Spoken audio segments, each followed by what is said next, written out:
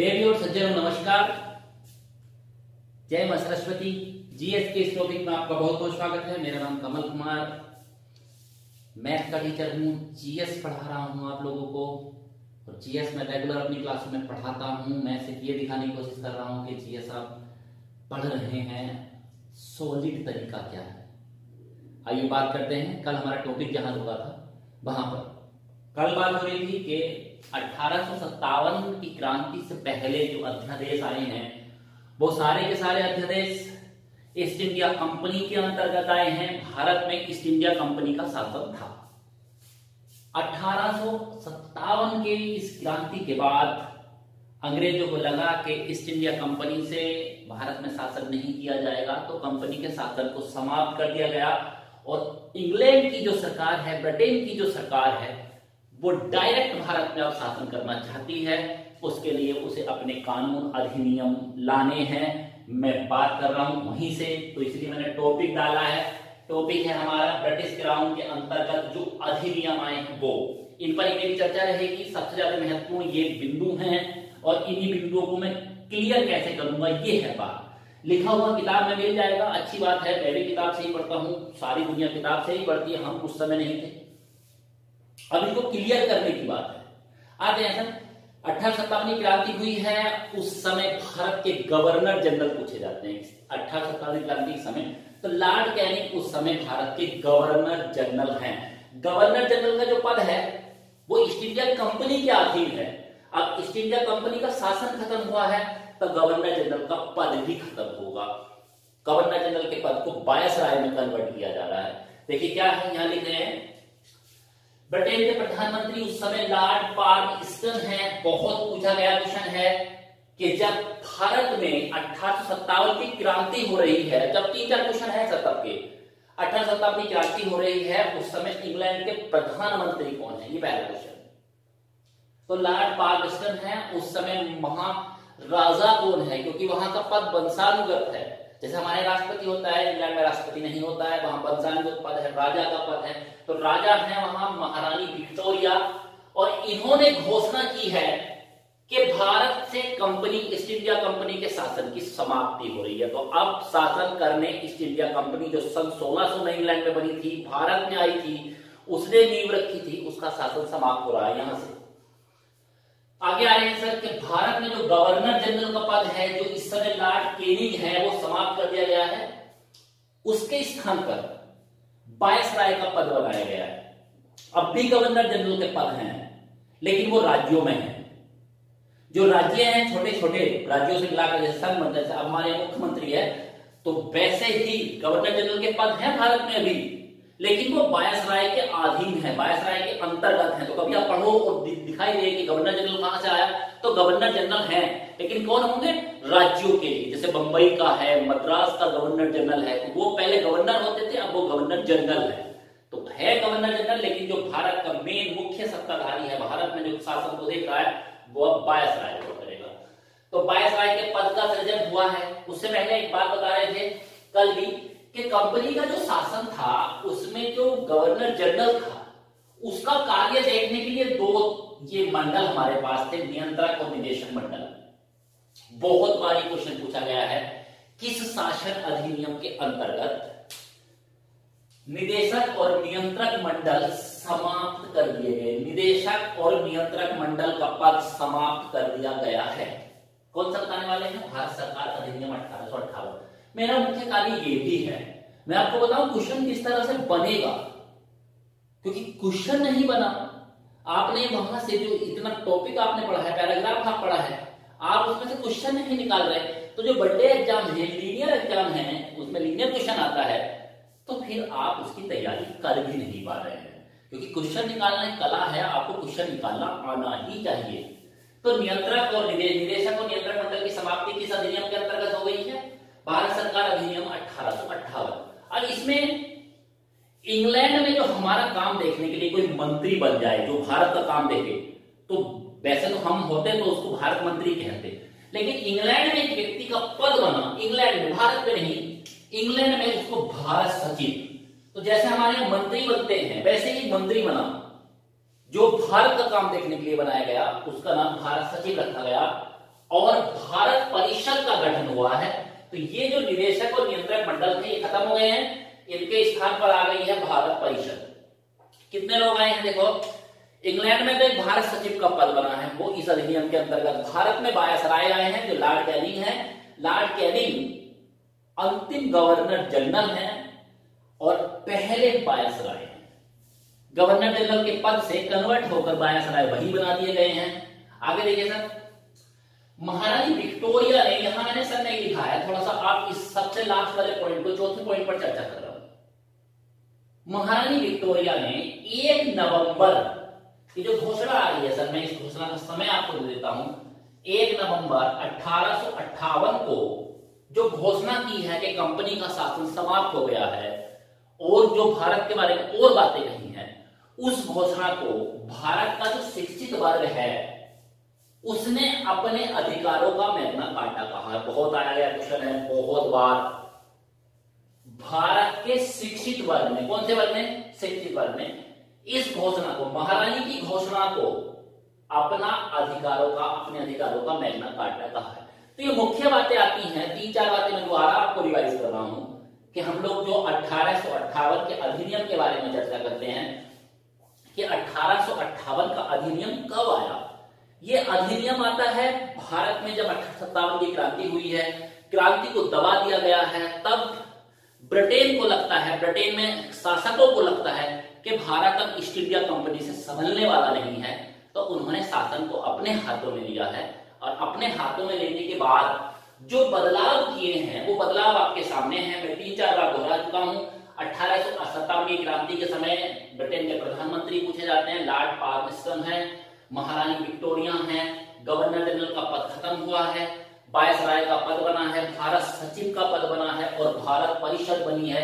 निदेशक और नियंत्रण मंडल को समाप्त कर दिया गया है।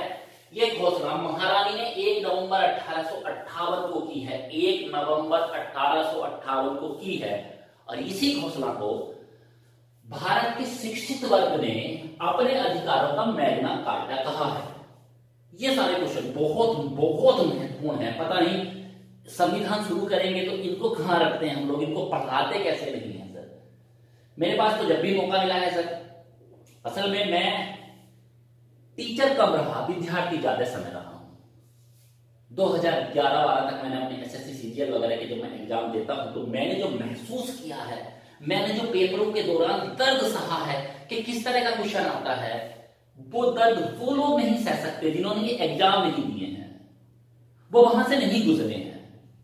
मैं इसलिए आपसे ये बातें कर पा रहा हूं, इसलिए ये मोस्ट बातें रख पा रहा हूं। मैं इस दर्द को महसूस कर चुका हूं। विद्यार्थी वाला जब मेरा रोल है, उस विद्यार्थी वाले रोल में इस तरह के क्वेश्चन आते थे और मुझे बड़ा परेशान करते थे, क्योंकि मुझे पढ़ना पड़ा अपने आप से। तो वो लोग अगर इसको सही से डिफाइन नहीं कर पाते तो मैं पक्का समझता हूं कि उनकी एक कमी है कि उन्होंने कभी ये क्वेश्चन एग्जाम में एक विद्यार्थी के तौर पर नहीं देखे हैं। वो एक अच्छे टीचर हैं, एक अच्छे विद्यार्थी नहीं रहे होंगे। तब वहां से आगे निकल कर आते हैं, दूसरा अधिनियम पढ़ा रहे हैं सर। इसके अंतर्गत अधिनियम का नाम है भारतीय परिषद अधिनियम। देखो इसको सब देखना, ये भारत सरकार अधिनियम है। और अब आएंगे भारत, क्योंकि भारत परिषद का निर्माण हो चुका है। यहां देखिए 1858 के अधिनियम को देखते हैं तो भारत परिषद का निर्माण हो चुका है। तो अब जो अधिनियम आए वो भारत सरकार नहीं है, भारत परिषद अधिनियम करके आए हैं। तो बहुत सारे कहते हैं सर उसका नाम तो भारत सरकार अधिनियम है, इसका नाम भारत परिषद अधिनियम क्यों है? जब 1858 का अधिनियम आ रहा है तो हमारे यहां भारत परिषद है ही नहीं। भारतीय परिषद का गठन कब हुआ? 1858 के अधिनियम में। और जब इसका गठन हो चुका है भारत परिषद का, तब इस परिषद के अंतर्गत अधिनियम आने शुरू हुए हैं। तब ये पहला अधिनियम आया है 1861 में। इसकी बड़ी महत्वपूर्ण बातों पर चर्चा करूंगा। आ जाइए, भारत में अगर संवैधानिक विकास का सूत्रपात कहेंगे कि पहली बार संविधान जैसी कोई चीज आनी शुरू हो रही है, तो वो अब है सर 1861 में। पहली बार भारतीयों को शासन में शामिल किया गया है। विधान परिषद जो बनाई गई है राज्यों में, उनमें भारतीयों को भी मौका दिया जा रहा है, उसमें भारतीय सदस्य भी आएंगे। तो पहली बार भारतीयों को शासन में शामिल करने की योजना है 1861 में। पहले केवल अंग्रेज ही हुआ करते थे। अब चाहे वो वायसराय की परिषद हो, चाहे हो 1-2 सदस्य मनोनीत करके वहां रखने की कोशिश की जा रही है, ताकि भारतीयों को भी लगे कि हम भी शासन में भागीदार हैं, खाली अंग्रेजों का शासन नहीं है। तो ये क्वेश्चन मैं आपसे पूछ रहा हूं फिर से, ये क्वेश्चन क्या क्वेश्चन है कि मैं अब सवाल आपके सामने रख रहा हूं कि भारतीयों को शासन में पहली बार कब शामिल किया गया, कब उनको भागीदारी दी गई? तो 1861 का अधिनियम है, भारत परिषद अधिनियम। मैंने पहले बता दिया है वो भारत सरकार अधिनियम, और नीचे चल रहे हैं भारत परिषद अधिनियम, जो कि भारत परिषद का गठन हो चुका है। आगे जाइए, जो राज्य हैं हमारे पास, मद्रास है, पंजाब इत्यादि छोटे छोटे राज्य बनने लगे हैं, उन सब राज्यों में विधान परिषद का गठन हो गया है। और राज्यों के गवर्नर जनरल, मैंने पहले कह दिया था कि वायसराय खत्म हुआ है, भारत का वायसराय बना है, गवर्नर जनरल भारत का। राज्यों में गवर्नर जनरल के पद रह गए हैं। अब उनको क्या दिया गया है? वो कह रहे हैं कि विधान परिषद, जैसे भारत के राष्ट्रपति पर चर्चा करूंगा यहीं पर, थोड़ा सा केवल इतने को देख लेना सर। राज्यों के गवर्नर जनरल को अध्यादेश जारी करने का अधिकार है, अर्थात विधान परिषद संकटकालीन स्थिति है। जैसे हमारे यहां अध्यादेश जारी करने की, जैसे यहीं पर मैं कहना चाहता हूं, आज भारत का राष्ट्रपति अगर संसद नहीं चल रही है तो 123 के अंतर्गत अध्यादेश जारी कर सकता है, कानून बना सकता है। तो पहले भी ये बात थी कि अगर विधान परिषद चल ही नहीं रही है, संकटकालीन स्थिति है, तो किस व्यक्ति पर कानून बनाने का अधिकार होगा? तो गवर्नर जनरल को अध्यादेश जारी करने की शक्ति दी गई है। क्वेश्चन पूछा जाता है, देखो सर ये पहले बता रहा हूं, ये गवर्नर जनरल आ रहे हैं, राज्यों के गवर्नर जनरल हैं। राज्यों के गवर्नर जनरल की हर 7 दिन में तो एक मीटिंग होती थी, जिसकी अध्यक्षता वायसराय करता था। तो अध्यादेश जारी करने की शक्ति मिली है। बहुत पूछा गया क्वेश्चन है, राज्यों में विधान परिषद गठन कब हुआ है, ये यहां पर हम आपको बता रहे हैं सर। प्रतिनिधि शासन क्या होता है?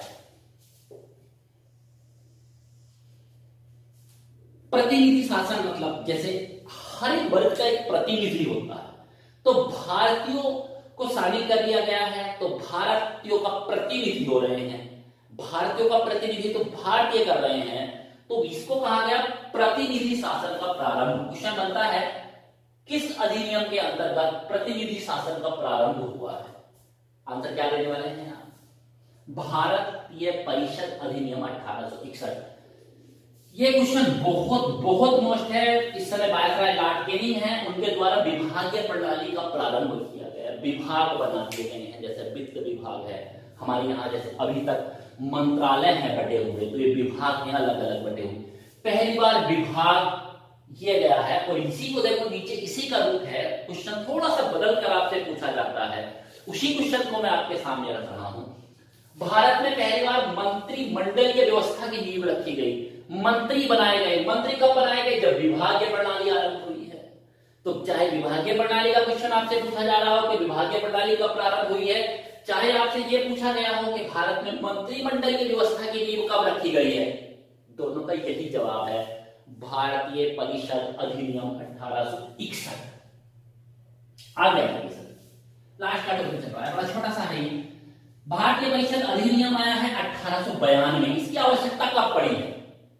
1885 में कांग्रेस की स्थापना होती है। कांग्रेस की स्थापना के बाद धीरे धीरे कांग्रेस के पहला, दूसरा, तीसरा, चौथा अधिवेशन जब हुए, तो कांग्रेस की शक्ति बढ़ती चली जा रही है। उस शक्ति को देखते हुए अंग्रेज सरकार ने एक अधिनियम लाए, और भारतीयों की जो असंतुष्टि है उसको सही करने का कार्य इस अधिनियम में किया गया है। देखो कैसे, भारत में निर्वाचन पद्धति का प्रारंभ किया गया है। निर्वाचन होने लगा है भारत में। भारतीय जो सदस्य हैं विधान परिषदों में, उनको बजट पर प्रश्न पूछने का अधिकार दिया गया, बहस करने का अधिकार दिया गया। जैसे हम लोग देखते हैं बजट पर बहस होती है, अभी लोकसभा में बहस होगी, राज्यसभा में बहस होगी, तो इनको बहस करने का अधिकार यहां दिया जा रहा है, प्रश्न पूछने का अधिकार दिया जा रहा है। परंतु इनसे कहा गया, भैया जी ज्यादा सिर पर मत चढ़िए, आपको वोट डालने का अधिकार नहीं है, अनुपूरक प्रश्न पूछने का अधिकार नहीं है। एक बार प्रश्न पूछा है, प्रश्न में प्रश्न नहीं लाएंगे, उस प्रश्न से रिलेटेड प्रश्न आप बाद में नहीं रख सकते हैं। तो ये अधिकार यहां पर दिए गए हैं। दोनों क्वेश्चन यहां से भी बहुत पूछे जाते हैं। अब देखिए सर, चाहे तो इसको टॉपिक को मैं आज खत्म कर लूं, क्योंकि 3 अधिनियम और पढ़ाने हैं मुझे। अधिनियम भारत परिषद 1909 है, 1919 है, और फिर 1935 है। लेकिन फिर आपको खिचड़ी सी पक जाए, इसलिए मैं इन 3 को छोड़ रहा हूं यहीं पर। आप थोड़ा तैयारी करिए, कल बिल्कुल मॉर्निंग में मैं आपको एक वीडियो डालूंगा, वो वीडियो होगी अगले 3 अधिनियम की। अब ये अधिनियम क्वेश्चन कितने जरूरी हैं, अगर आपको लग रहा है मैं आपकी सहायता कर पा रहा हूं, मैं आपको ऐसा पढ़ा पा रहा हूं जो आपको अच्छा लग रहा है, तो प्लीज सर वीडियो को शेयर भी करिए, सब्सक्राइब भी करिए, लोगों को बताइए भी। सिर्फ इसलिए नहीं, मैं राजनीति करने नहीं आ रहा हूं, अगर मैं मेहनत करके आप अच्छा पढ़ा पा रहा हूं, मेरी मेहनत है सर, तो मैं उस मेहनत के बदले आपसे चाहता हूं कि आप ज्यादातर लोगों को, भले आप मेरे सेंटर पे ना पढ़ते हो, आप किसी और सेंटर से मतलब रखते हो, लेकिन अगर मैं आपके काम आ पा रहा हूं तो सेंटर का कोई मतलब ही नहीं है। मैं आपको देख नहीं पा रहा हूं, आप मुझे देख पा रहे हैं। अगर आपको लगता है कि मैं आपकी हेल्प कहीं ना कहीं करना चाहता हूं, तो आप इस हेल्प को केवल स्प्रेड कर दीजिए, फैला दीजिए। नमस्कार, धन्यवाद, जय माता।